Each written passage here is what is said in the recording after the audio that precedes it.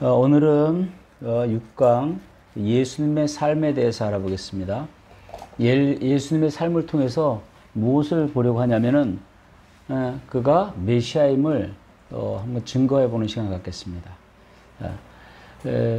이 시간도 정말 이 들음으로 말미암아서 우리에게 믿음이 생겨나고 그 믿음으로 살아가는 또 하루가 되길 바랍니다. 누가 메시아인가? 이거는 지구상의 모든 종교의 핵심적인 주제였어요. 누가 메시아인가? 누가 구원자인가? 이것이 온 역사와 종교의 가장 중요한 질문이었죠. 왜냐하면 인간들은 살다 보니까 인간의 한계를 알고 죽음을 두려워하였고, 그래서 인생들의 끊이지 않는 그 주제, 그것은 바로 메시아가 누구냐는 거죠. 그리고 역사마다, 정치마다, 그리고 사상적인, 그리고 종교적인 메시아들, 그리고 군사적 메시아들이 수없이 등장했다가 사라졌죠. 누가 진짜인지 알 수가 없는 거예요. 한국만 해도 종교적인 메시아, 내가 메시아다라고 말하는 자칭 메시아가 30명 정도가 된답니다. 조그만 한국 땅에. 그러니까 온 세상을 다 합치면 얼마나 많겠어요. 근데 그 중에 누가 진짜 메시아인지 어떻게 안단 말이에요. 네. 그렇다면 이 초대교회도 마찬가지고, 당시에 가장 큰 이슈는 예수님이 진짜 메시아였나? 이 말이죠. 이 질문이죠. 근데 복잡할 것이 없어요. 메시아가 되려면은 정확한 자격이 갖추어져야 되는데, 첫 번째, 그 성경 안에 수없이 예언된 것들이 정확하게 이루어져야 돼요. 그리고 두 번째는 결국 인간의 본질의 문제가 사단의 문제고 죄의 문제고 하나님과 단절된 문제라고 했는데, 이 모든 문제들을 완벽하게 해결해야만이 메시아가 되는 거예요. 자, 첫 번째, 그 구약에는 메시아에 대해서 예언된 게 한 300에서 350까지 되거든요. 그 예언이 예수님을 통해 완벽하게 성취되었다는 거예요. 그것만 봐도 예수님이 메시아가 분명한 거예요. 이 예언 성취가 얼마나 엄청난 것인지 한번 비교를 해가지고 한번 비유를 들어서 말해보고 싶은데, 예를 들어서 미국의 어떤 과학협회에 피스톤이라는 그 박사가 있었는데, 그 사람이 과학은 말한다 해서 정리한 내용이에요. 예를 들면 예수님에 대한 8가지 예언이 뭐 350가지 다도 아니고 8가지 예언이 한 사람에게 성취될 확률을 계산해 봤는데, 그 8가지가 뭐냐면 탄생, 출생시, 세례 요한의 메시아에 대한 예비, 가룟 유다의 배반, 은 30에 팔리는 것, 그리고 옷이 제비 뽑히는 것, 그리고 죽으신가 부자의 무덤에 장사되는 요 8가지를 가지고 한 사람이 8가지에게 일어날 확률을 계산했는데, 그 결과 10의 17승분의 1의 확률로 나왔대요. 그것은 뭐냐면, 지금 우리나라에 한 3배 정도 되는 텍사스주가 있는데, 미국에, 거기에 동전을 쫙 뿌려 놓은 다음에 몇십 센치로 쌓아놓고, 거기서 그 많은 동전 중에서 딱 표시한 하나를 찾는 것, 그거가 똑같은 거예요. 그러니까 불가능하다는 얘기죠. 8가지가 한 사람에게 이루어질 확률이 그거밖에 안 돼요. 그렇다면 350가지 예언이 어떤 특정한 한 사람에게 맞아떨어지는 확률은 얼마나 될까? 불가능하다는 거죠. 그런데 신기하게도 예수님에게 그 모든 예언이 성취되어 버린 거예요. 그분이 바로 메시아라는 결정적인 증거가 되겠죠.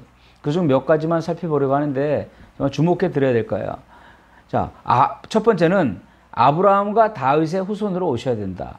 진짜 메시아는 아브라함과 다윗의 후손으로 오셔야 된다는 거예요. 창세기 22장 17절 18절에 보면은, 내가 내게 큰 복을 주고 내 씨가 크게 번성하여 하늘의 별과 같고 바닷가의 모래와 같게 하리니 내 씨가 그 대적의 성문을 차지하리라. 또 내 씨로 말미암아 천하 만민이 복을 받으리니 이는 내가 나의 말을 준행하였음이니라 하셨다 하니라. 이것은요, 아브라함에게 하나님이 약속하신 그 자손에 대한 약속이에요. 아브라함죠. 그리고 사무엘하 7장 8절에서 16절 보면, 내 수완이 차서 내 조상들과 함께 누울 때에 내가 내 몸에서 날 내 씨를 내 뒤에 세워 그의 나라를 견고하게 하리라. 그는 내 이름을 위하여 집을 건축할 것이요 나는 그의 나라 왕위를 영원히 견고케 하리라. 이런 내용이 있는데, 이것은 다윗에게 한 말씀이고요. 다윗에게 이제 아들 솔로몬에 대한 예언을 주시는데, 그 솔로몬에 대한 예언이기도 하지만 메시아에 대한 예언인 거예요. 그러니까 아브라함과 다윗의 후손으로 오는 그 메시아가 그가 바로 그 다윗의 후손이어야지 그 메시아라는 거죠. 이렇게 예언된 게 어디에 나타나냐면 신약의 맨 처음에 책인 마태복음 있죠. 마태복음 1장 1절에 보면 아브라함과 다윗의 자손 예수 그리스도의 계보라 이렇게 정확히 성취되는 거예요. 그리고 두 번째는 이 메시아는 반드시 동정녀에게서 태어나야 된다라는 거예요. 여자의 후손으로 오실 것을 이미 창세기 3장 15절에 이야기하고 있죠. 그런데 좀 더 구체적으로 가면 이사야서에 보면 좀 더 구체적으로 예언하고 있는데 7장 14절에 보면 그러므로 주께서 친히 징조를 너에게 주실 것이라 보라 처녀가 잉태하여 아들을 낳을 것이요 그의 이름을 임마누엘이라 하리라 라고 말하고 있습니다. 여기 보면 처녀가 잉태한다는 거예요. 사람들은 말하죠. 다른 건 다 믿겠는데 처녀로 잉태한다. 이거 못 믿겠다는 거예요. 그래서 처녀가 아니라 여자로 하자. 그래서 여자로 잉태했다는 말을 쓰자는 거예요. 그러니까 너무 안 믿어지니까 벌써 여기서 걸려 넘어지는 거예요. 처녀가 어떻게 잉태? 우리도 안 믿어지잖아요. 결혼 안 한 처녀가 어떻게 아기를 낳냐고요. 벌써 여기서 이루어질 확률이 거의 없는 거예요. 보통 인간은. 자, 그러면 여기서 구원자가 되려면 두 가지가 충족되어야 되는 거예요. 먼저는 구원자라고 하면 죄가 없어야 돼요. 죄 있는 구원자가 말도 안 되죠. 근데 인간 중에는 죄 없는 자가 없으니까 없어요. 그런데 죄 없는 생명이지만 또 완전한 인간이어야 돼. 그건 이제 신의 생명밖에 없는데, 자, 그러면 죄 없는 생명을 이 땅에서 찾자니 인간 중에는 없고, 그래서 하나님의 생명으로 찾자니 하나님의 인간이 아니에요? 그러면서, 그렇지만 죄였으면서도 완전한 인간. 이게 말이 안 되는 거예요. 여기서 벌써 이 내가 아무나 메시아가 될 수 없다는 거죠. 죄 없으면서도 완전한 인간이 말이 안 되는데, 그래서 신이 하나님의 아들이 성령의 능력으로 여자의 뱃속에 잉태해서 인간으로 태어나오신 이 이야기예요. 이게 어떻게 신이 인간이 돼? 이러면서 또 어떻게 아기로 태어나? 이거 누구도 상상하지 못할 거예요. 그러니까 사탄도 눈치채지 못할 비밀과 같은 그 코드죠, 이게. 그러니까 거기에 해당되는 메시아는 예수밖에 없는 거예요. 동정녀 탄생에 대해서 그렇게 구약에 예언했는데 신약 성경에 바로 그것이 성취된 게 나와요. 마태복음 1장 18절에서 23절 보면 요셉과 약혼하고 동거하기 전에 성령으로 잉태됐다 그랬어. 그리고 1장 23절 보면 보라 처녀가 잉태하여 아들 낳을 것이요 그의 이름은 임마누엘이 하리라 하셨으니 이를 번역한 적 하나님이 우리와 함께 계시다 함이라. 바로 이 일이 성취된 거예요. 마리아에게서. 그리고 세 번째 베들레헴에서 탄생하셔야 돼요. 메시아는. 네, 미가서 5장 2절에 보면 베들레헴 에브라다야 너는 유다 족속 중에 작을지라도 이스라엘을 다스릴 자가 내게서 나올 것이라. 그의 근본은 상고에 영원히 있느니라 라고 말하고 있는데 베들레헴에 나오는 거예요. 다른 동네에서 나면 안 돼요. 그리고 다른 나라에서 나면 안 돼요. 수많은 나라와 수많은 동네가 있지만 그 베들레헴에서만 나야 돼요. 메시아는. 그것이 그 말씀의 성취가 바로 마태복음 2장 1절에 헤롯 왕 때 예수께서 유대 베들레헴에서 나심에 라고 말하고 있어요. 성취됐죠. 그리고 이제 네 번째는 메시아가 되려면 은 30에 팔려야 돼요. 좀 이거 한번 이렇게 생각해 보면은 이게 나올 수가 없는 거 이런 게 은 30에 왜 팔려? 근데 은 30에 팔려야 된대요.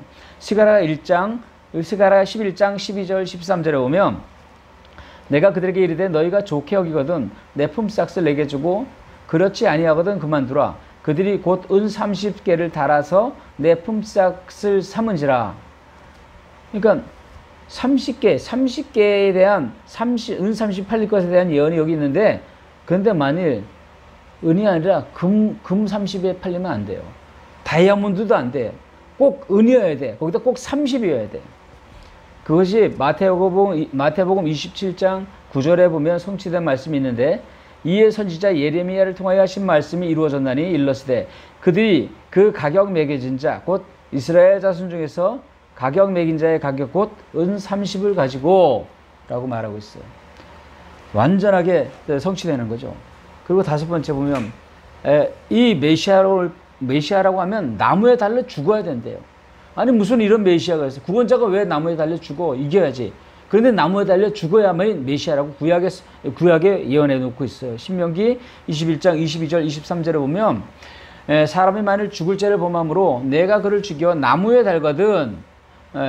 그렇고 그 시체를 나무 위에 밤새도록 두지 말고 그날의 장사에 내 하나님 여호와께서 내게 주시는 기업으로 주시는 땅을 더럽히지 말라. 나무에 달린 자는 하나님께 저주를 받았음이니라 라고 말하고 있어요. 나무에 달려 죽어야 돼요. 총으로 맞아 죽거나 창에 찔려 죽으면 안 돼. 꼭 나무에 달려 죽어야 돼요. 나무에 달려 죽은 사람이 한둘이에요? 근데 그 중에 딱 정말 한 사람 있다는 거야. 마태복음 27장 26절 50절에 보면 그 중에서 35절에서 36절에 그 말씀의 성취가 나와 있는데 그들이 예수를 십자가에 못 박은 후에 그 후에 제비뽑아 나누고 거기 앉아 지키더라. 못 박아 죽였어요. 그러니까 유대인에게 있어서 저주받았다. 여기는 나무에 달린 자는 하나님께 저주를 받았다 그랬는데 유대인은 예수를 안 믿어요. 왜냐하면 예수를 메시아를 안 믿는다고. 왜냐하면 저주받은 자가 어떻게 메시아냐 이거예요. 나무에 달려 죽은 자가 어떻게 메시아냐 이거예요. 메시아는 나무에 달려 죽는 것이 아니라 저 적군들을 부시고 승리를 해 메시아지 이러면서 안 믿는다고요. 그런데 우리는 그가 저주받았기 때문에 우리의 메시아가 된다고 믿는 거예요. 그죠? 우리 죄를 짊어지고 하나님께 저주받았기 때문에. 그 성취가 고린도전서 5장 21절에 보면 그 성취됐다는 것을 이렇게 기록하고 있는데 하나님이 죄를 알지도 못하신 이를 우리를 대신하여 죄를 삼으신 것은 우리로 하여금 그 안에 하나님의 의가 되게 하려 하심이라 라고 말하고 있습니다. 자, 그분은 우리의 죄가 되셨다 그래. 죄 자체. 죄에 곧 날아가지 우리가. 근데 죄 자체가 되셨어요. 이사야 53장에 보면 그가 찔리면 우리의 죄악을 인함이라 기록하여. 그분은 우리의 죄가 되어서 하나님에게 저주를 받아 심판을 당하신 거예요. 그래서 우리는 그를 메시아라고 믿고 있죠. 그리고 이제 여섯 번째, 그 메시아로 오르면, 메시아가 되려면 반드시 부자의 묘에 장사돼야 돼. 가난한 사람 묘에 장사돼서는 안 돼요. 부자의 묘에만 돼. 이사야 53장 9절, 그는 강포를 행하지 아니하였고 그의 입에 거짓이 없었으나 그의 무덤이 악인들과 함께 있었으며 그가 죽은 후에 부자와 함께 있었다라고 기록하고 있습니다. 그 말씀의 성취가 마태복음 27장 57절 61절 보면 저물 때에 아리마대 부자 요셉이라는 사람이 왔으니 그 사람이 이제 예수님의 시체를 데리다가 그 사람의 무덤 바위 속에 판 자기 새 무덤에 넣고 큰 돌을 굴려 거기서 무덤 안에 넣고 장사를 지낸 거예요. 그러니까 이게 죽은 분이 어떻게 이렇게 이건 예수님의 의지대로 한 거 아니잖아요. 예수님 죽었어요. 근데 이 구약의 예언 말씀이 그대로 성취된 거예요. 모든 것이 예언된 대로 된 거예요. 그 다음에 일곱 번째, 부활을 사건 보겠습니다. 반드시 메시아로 올 분은 부활해야 된다는 거예요. 시편 16편 10절에 보면 이는 주께서 내 영혼을 소홀에 버리지 아니하시며 주의 거룩한 자를 멸망시키지 아니하실 것임이니이다. 이 구절은 부활에 대한 여러 구절 중에 하나예요. 자, 보세요. 굉장히 예수님이 적을 물리치고 병자를 낫게 하고 모든 기적을 다 베풀고 사역을 많이 했는데 부활이 없다. 그럼 그건 메시아 아니에요. 이 메시아 예언에 대한 구약 예언이 정확히 성취되어야 메시아거든요. 그 부활에 대한 사건들이 복음서마다 나오는데 마태복음 28장 5절 6절에도 나와 있어요. 그가 말씀하시던 대로 살아나셨느니라 라고 와서 그렇게 말씀하고 있거든요. 천사가. 자, 가만히 생각해 보세요. 이거 많은 7가지밖에 안 알아본 거예요. 350가지 정도 돼서. 요 7가지가 정말 이루어질 확률이 누구에게 있나 보세요. 이 인간에게 있을 수 있나. 온 역사, 그리고 모든 이제 역사 속에서 죽어갔고, 지금 살아있고, 앞으로 태어날 모든 인생들 중에 한 명이 메시아예요. 한 명이. 근데 그는 아브라함과 다윗의 자손이에요. 그것만 한두 명이 아니잖아요. 아브라함과 다윗의 자손이 한두 명이야. 어마어마하게 많겠지, 지금까지. 근데 그 중에 한 명이요. 근데 동정녀 탄생해야 돼. 아니, 여기서 이미 마음이 다치는 거예요. 처녀가 어떻게 아기를 낳아? 없는 거지. 또한 작은 동네 베들레헴에서 태어나야 돼요. 그리고 은 30에 팔려야 돼요. 그리고 나무에 달려 죽어야 되는데, 아니, 나무에 달려 죽은 사람이 한둘이냐고요. 십자가에 매달려 죽은 사람이 한둘이냐고요. 어떻게 찾아? 그런데 또 부자의 묘에 장사돼야 되는데 부자의 묘에 장사된 게 한둘이냐고요. 부자의 무덤 속에 들어가 죽은 사람이 한둘이냐고. 어떻게 찾아요? 근데 부활을 했다. 야, 이건 인간에게서 전혀 도저히 이 흉내낼 수 없는 거죠. 부활. 여기에 해당되는 인간이 있냔 말이에요. 없죠, 없지. 그런데 예수님에게 이 모든 것이 정확히 이루어졌다는 거예요, 이게. 몇 가지만 거론해봐도 놀랄만 하잖아요. 7가지밖에 거론 안 했는데. 그런데 수천 년 전에 예언된 그 350여 가지가 그대로 성취된 분이 있는데 그게 바로 예수님에게서 이루어진 거예요. 어떤 것에도 막히지 않았어요. 근데 막히려면 어마어마하게 막히잖아요. 그죠? 모세 시대 때 아기를 다 죽이려고 그랬지. 그리고 헤롯 시대 때 아기를 다 죽이려고 그랬지. 빌라도가 또 그 안에서 어쨌든 예수 그리스도께서 메시아라는 것을 그를 통해서 방해받으려면 충분히 받을 수 있었죠. 그러니까 인간들이 그냥 계속 막고 이 사탄도 쉴 새 없이 모든 정사와 통치자들을 막 동원해가지고 막으려고 해도 막힐 수가 없는. 그래서 막히려면 수없이 막혔는데 그 하나도 막히지 않고 정확하게 350여 가지가 다 이루어진 거예요. 그러니까 예수님이 메시아가 되려면 적어도 2가지의 포인트가 정확하게 이해되어야 되는데, 첫 번째 아까 말한 것처럼 구약에 예언하셨던 350여 가지가 그대로 이루어져야 되고 그대로 사셔야 돼요. 100% 그리고 예언됐던 모든 약속이 이루어져야 돼요. 또 2번째는 이 메시아의 사역을 완성해야 되는데, 메시아의 사역이 뭐예요? 우리의 문제가 뭐 죄와 사단의 문제고 그리고 하나님과 단절된 문제를 해결해내야 되는 거예요. 이 2가지가 이루어져야 되는 거예요. 그럼 첫 번째 부분, 예언이 전부 성취되었기 때문에 이분은 메시아다라는 걸 증명했어요. 그죠? 이제 2번째, 예수님의 사역을 통해서 한번 그분이 메시아가 맞나 한번 살펴보겠습니다.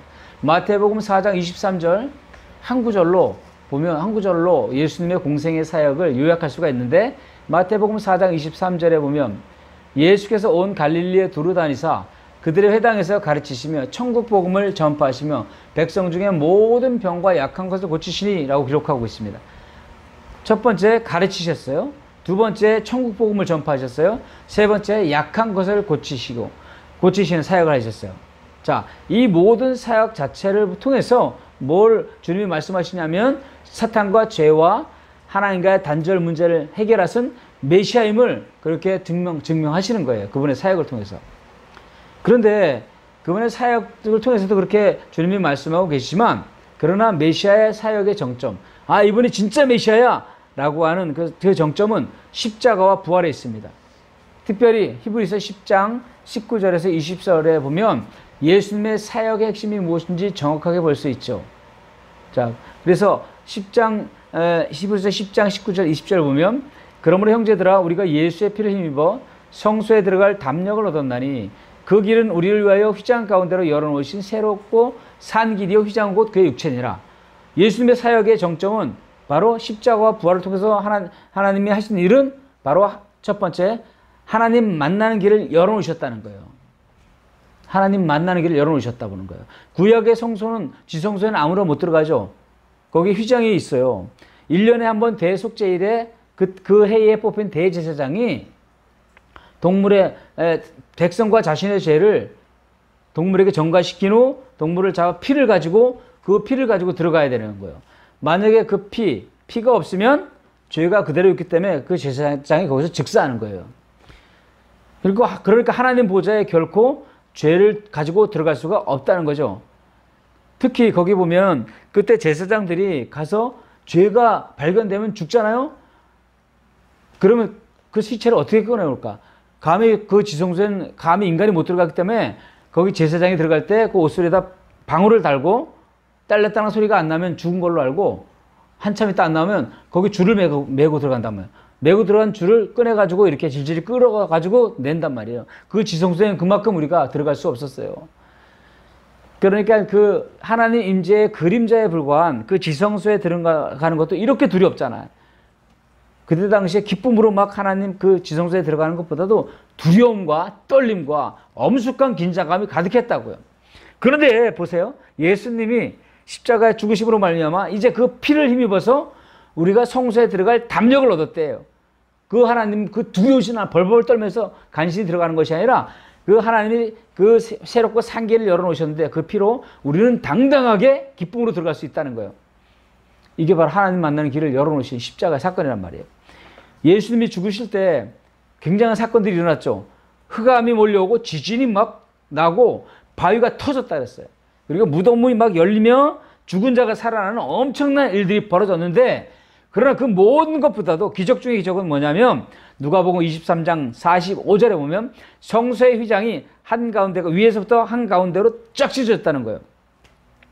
심지어 성소의 휘장, 성휘장은 뭐 앞에 성소와 지성소를 가르고 있는 그런 휘장인데, 그 휘장은 심지어 어떤 사람은 두께가 한 사람 한 뼘 된대요. 그만큼 인간의 손으로는 도저히 찢을 수 없는 그만한 두께예요. 그런데 예수님이 죽으시자 그 두꺼운 휘장이 위에서 어떻게 사람이 올라, 사람이 안 했다는 거예요. 위에서부터 찢어진 거예요. 더 높은 데서 쫙 찢어진 거예요. 그 인간이 한 것이 아니라는 거예요. 그 휘장은 바로 예수님의 육체라고 말하고 있어요. 예수님의 육체가 찢어지듯이 찢어진 거예요. 이게 무슨 의미예요? 누구든지 이제 하나님을 만날 수 있는 생명의 길이 열렸다는 말이에요.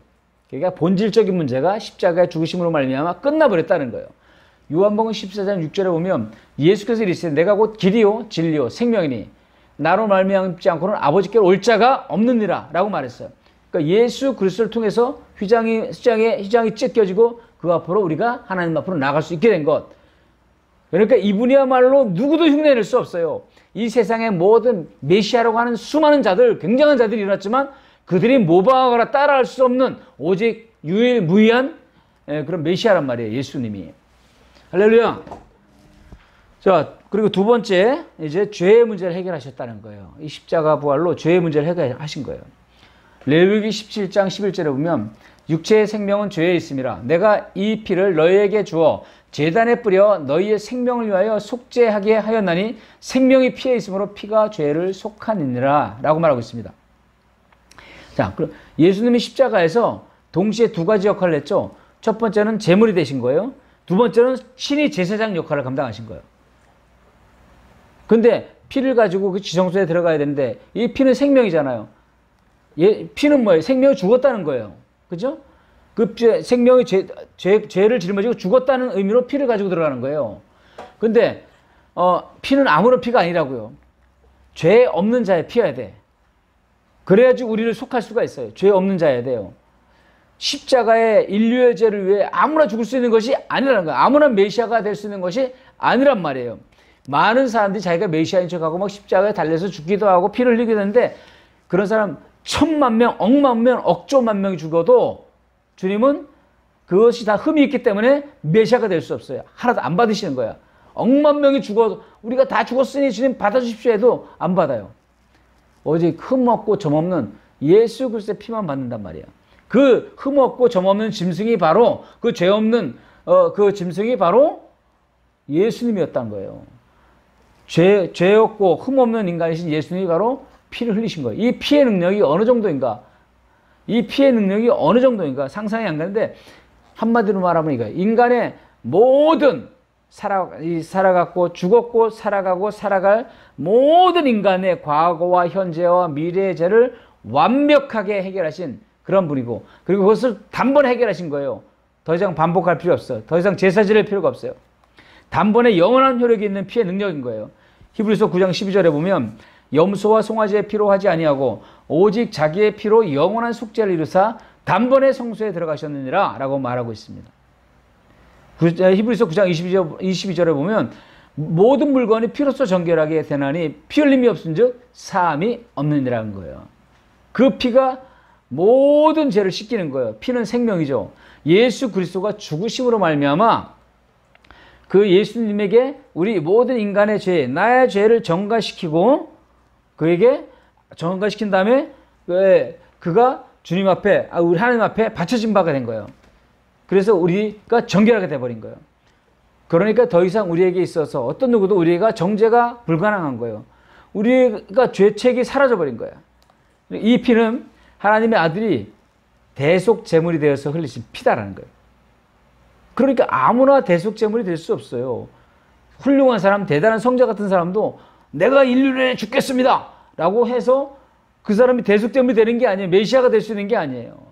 오직 인간으로 오신 하나님의 아들 예수만이 대속제물이 되신 그리스도다라는 거예요. 마가복음 10장 45절에 보면 인자가 온 것은 성경을 받으려 함이 아니라 도리어 섬기려 하고 자기 목숨을 많은 사람이 대속물로 주려 함이라 라고 말하고 있어요. 자, 십자가의 사건으로 첫 번째 하나님 만나는 길을 여시고, 두 번째 죄의 문제를 해결했다 그랬어요. 세 번째 사탄의 문제를 해결하셨어요. 사탄을 이기셨단 말이에요. 골로새서 2장 15절에 보면 통치자들과 권세들을 무력화하여 드러내어 구경거리고 삼으시고 십자가로 그들을 이기셨느니라 라고 말하고 있습니다. 십자가에서 사탄을 통쾌하게 이기신 거예요.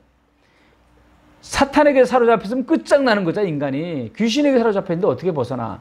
그런데 영원히 벗어날 수 없는 사탄에게서 우리를 자유케 하신 거예요. 아멘.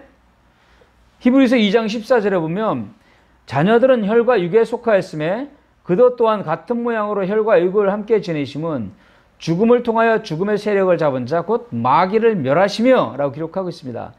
사탄이 죽음의 권세를 가졌다 그랬잖아요. 죽이는 권세가 있어요. 그에게 죽음의 권세를 써가지고 메시아를 죽였는데, 그런데 사탄이 권세가 박살나버린 거예요. 이것이 바로 창세기 3장 15절에 여자의 후손과 사탄의 대결의 비밀인 거예요. 어떻게 죽임을 당했는데, 어떻게 메시아가 죽었는데 사탄의 머리가 박살나는가? 이게 어떻게 말이 되냔 말이에요. 어떻게 하나님의 아들에게 심판을 쏟아부었는데, 그런데 우리가 의롭다고 하는 거예요. 우리가 의롭다 된 거예요. 그래서 십자가를 역설이라 그러는 거예요. 사실 우리에게 심판을 쏟아부은 거 아니에요. 근데 우리가 어떻게 살았냔 말이에요. 이것이 바로 십자가의 신비요, 십자가의 비밀이라는 거예요. 요한일서 3장 8절 보면 죄를 짓는 자는 마귀에게 속하나니 마귀는 처음부터 범죄함이라 하나님의 아들이 나타나신 것은 마귀를 멸하려 하심이라. 하나님의 아들이 나타나셔서 어떻게 마귀의 일을 멸하나 이렇게 봤더니, 자세히 봤더니 어떻게 멸했어요? 창으로 마귀를 찔러 죽였어요? 폭탄으로 막 쏟아부었어요? 그것이 아니라 오히려 예수께서 십자가의 죽으심으로 사탄이 패배한 그 역설의 방법으로, 그러니까 사탄은 모든 걸 동원해가지고 정치 권세, 종교 세력을 다 동원해가지고 이번이야말로 죽인다. 이 예수를 죽인다. 그냥 심기일전으로 확신하고 자기 승리할 걸 확신하고 죽였는데, 못 박아 버렸는데, 근데 자기 머리가 깨져버린 거예요. 그것이 사탄과 죄에 잡혀있는 인간들을 대속하는 제물을 바치게 된 거예요. 이 악한 사단이 예수를 죽인 게 뭐냐면 하나님의 아들을 죽였는데 그게 희생제사인 줄 몰랐던 거야. 이 사탄이. 인생들이 의롭게 돼서 하늘보좌로 당당하게 나갈 수 있는 길을 연다는 걸 모르기 때문에 죽여버린 거예요. 그래서 죽음이 승리였던 거예요. 예수님은 십자가에서 모든 일을 하시고 부활하신 거예요. 자, 그러면 이 부활을 통해서는 무슨 일을 하셨을까? 도대체 부활은 크게 두 가지 각도로 설명할 수 있는데, 첫째는 부활의 주체가 하나님이시라는 거예요. 베드로전서 1장 3절에 보면 우리 주 예수 그리스도의 아버지 하나님을 찬송하리로다. 그의 많으신 긍휼대로 예수 그리스도를 죽은 자 가운데서 부활하게 하심으로 말미암아 우리를 거룩하게 하사 산 소망을 있게 하시며 라고 기록하고 있습니다. 자, 이 베드로의 기쁨을 주체하지 못하고 찬송을 부르는 이 모습을 보세요. 예수 그리스도의 아버지 하나님을 찬송하리로다 라고 말하고 있어. 얼마나 기뻤는지 우리가 이 찬송을 배우고 싶어요. 예수 그리스도를 살리신 하나님의 기쁨을 대변하는 것 같아. 근데 왜 살렸나? 왜 살렸어요 이건? 하나님이 왜 살린 거예요? 살리신 분은 하나님이에요? 왜 살렸냐면, 왜 살렸냐고, 예수님의 희생제사를 만족하게 받으셨다는 하나님의 만족하게 받으셨다는 그 증거예요. 히브리서에서도 하나님이 예수님을 죽음에서 이끌어내셨다고 기록하고 있죠. 히브리서 13장 20절에 보면 양들의 큰 목자이신 우리 주 예수를 영원한 언약의 피로 죽은 자 가운데서 이끌어내신 평강의 하나님이 그를 죽은 자 가운데 이끌어냈대요. 부활의 주체가 다시 하나님이신 거죠. 이 말은 하나님이 부활시켰는데 왜? 십자가에서 들으신 속죄 제사가 완벽했다는 거예요. 하나님의 사역을 예수 그리스도가 완전하게 성취하셨기 때문에 하나님 만족한다 그러면서 그를 부활시키신 거예요. 하나님이 환호성을 지르면서 내 만족한다. 응? 너 완벽하게 이루었다. 너의 속죄제사는 완전하다. 라면서 하나님이 기뻐하시는 그 증거를 부활시키신 거예요. 부활의 증거, 부활은 바로 그 모든 예수님의 사역의 완전함을 드러내는 증거라는 거죠. 그래서 십자가는 완전하고도 완벽한 사역이란 말이에요. 십자가에서 죄와 사단의 문제를 해결하고 인간과 하나님과의 단절된 문제를 깨끗이 해결하신 거예요. 아멘. 자, 그리고 부활의 두 번째 부활의 의미가 있는데 그 주체가, 부활의 주체가 예수님이라는 겁니다. 로마서 1장 4절에 보면 성결의 영으로는 죽은 자들 가운데서 부활하사 능력으로 하나님의 아들로 선포되셨으니 곧 우리 주 예수 그리스도시라. 첫 번째는 부활의 주체가 하나님이었어요. 하나님이 예수를 살렸는데 이젠 부활의 주체가 예수님 자신이에요. 자, 그가 부활하셨다는 말은 그건 뭐예요? 그가 하나님이라는 거예요. 인간은 스스로가 무덤에서 나올 수가 없어요. 신만이 나오는 거지. 인간은 아무리 굉장한 일을 해도 스스로 부활할 수가 없다고. 그러니까 부활은 그분의 공생의 사역 시 하셨던 모든 말씀이 맞아. 그분이 이렇게 말했어. 그분이 이렇게 가르쳤어. 진짜네. 그분이 정말 하나님의 아들이었네. 그것을 증명하는 거예요. 그리고 그의 십자가의 죽음의 사역이 완전했다는 하나님의 증거예요. 그러니까 부활이 없었다면 공생애와 십자가의 사역은요, 한낱 인간 영웅 이야기일 뿐이야. 그건 메시아가 아닌 거지. 그리고 그는 결코 메시아가 될 수가 없었던 거죠. 근데 부활하신 거예요. 그래서 결국 십자가와 부활로 이 땅에서의 그리스도의 사역을 완성하셨다라는 것. 십자가와 부활은 정말 역사 그 자체예요. 중요한 것은 십자가와 부활을 통해서 무슨 일을 행하셨는가 하는 거예요. 무슨 일을 행하셨나. 말씀드렸듯이 죄의 문제를 해결하셨어요. 사단의 문제를 해결하셨어요. 그리고 하나님과의 단절 문제를 해결하셨다는 거예요. 우리로서는 불가능한 모든 문제를 해결하시고, 그래서 십자가와 부활을 통해서 그분은 왕이요 제사장이요 선지자의 모든 직임을 감당하신 것이고, 십자가 부활로 예수가 그리스도이심을 확증하신 거예요. 부활이야말로 그분이 메시아이심을 최종적으로 확증하는 그런 사인과 같은 거죠. 그러니까 십자가는 비밀이며 역설이다. 이것은 그렇기 때문에 주님이 이것을 아는 것은 계시의 차원이라는 거예요. 어떻게 공의의 하나님이 죄인을 용서할 수 있어요? 공의의 하나님은 죄인을 심판해야 되거든. 근데 어떻게 죄인을 살리냔 말이에요. 또한 공의로 심판하셨는데 어떻게 죄인이 구원을 얻느냔 말이에요. 이 딜레마를 단번에 해결하신 것이 십자가이고, 그래서 역설이며 신비이며 비밀이라고 말하는 거예요. 더 깊이 들어가면 십자가의 진짜 의미가 뭐냐면, 인간의 구원을 넘어서서 하나님의 영광의 극치의 십자가와 부활은. 왜요? 거기서 하나님의 거룩하심이 완전하게 드러났어요. 그리고 하나님의 사랑이 충만하게 드러났어요. 그러니까 하나님의 공의와 사랑이 서로 만난 거예요. 진리와 은총이 거기서 결혼해버린 거예요. 어마어마한 사건이에요. 그래서 하나님이 십자가의 그리스도를 통해서 하나님의 하나님됨을 온전히 드러내는 거예요. 나 하나님이 이런 하나님이야 라고 십자가의 사건을 통해서 드러내셨어요. 이것을 가능하게 하시기 위해서 메시아가 오신 거예요. 십자가와 부활은 그분이 메시아임을 확증하는 거예요. 예수님의 삶을 통해서 죽음과 부활을 통해서 구약에 예언된 350여 가지의 모든 예언이 완전하게 성취되어서 그가 메시아임이 분명하였고, 그리고 특별히 십자가와 부활의 사건을 통해서 하나님이 그 예수님의 하나님의 사역을 완전하게 이루어내셔서 이제 그 사건을 통해서 하나님이 그 희생제물을 완전히 받으셨다는 증거로 예수 그리스도를 부활하게 하신 이 사건을 알아보았습니다. 바로 이것이 예수님의 삶을 통해서 그가 메시아라는 것을 정확하게 드러낸 거예요. 이런 것들을 들으면서 우리는 주님께 은혜를 구해야 돼요. 야, 정말 그분이 메시아야? 나를 구한 메시아야? 죄와 사단에 사로잡혀서 하나님과 단절되어 있던 내게 있었던 그 모든 문제를 해결하신 분이야? 라고 하면서 탄성을 지르면서 우리에게 그게 찬송을 올려줘야 될 그런 주제라는 것이죠. 아멘. 함께 기도하겠습니다.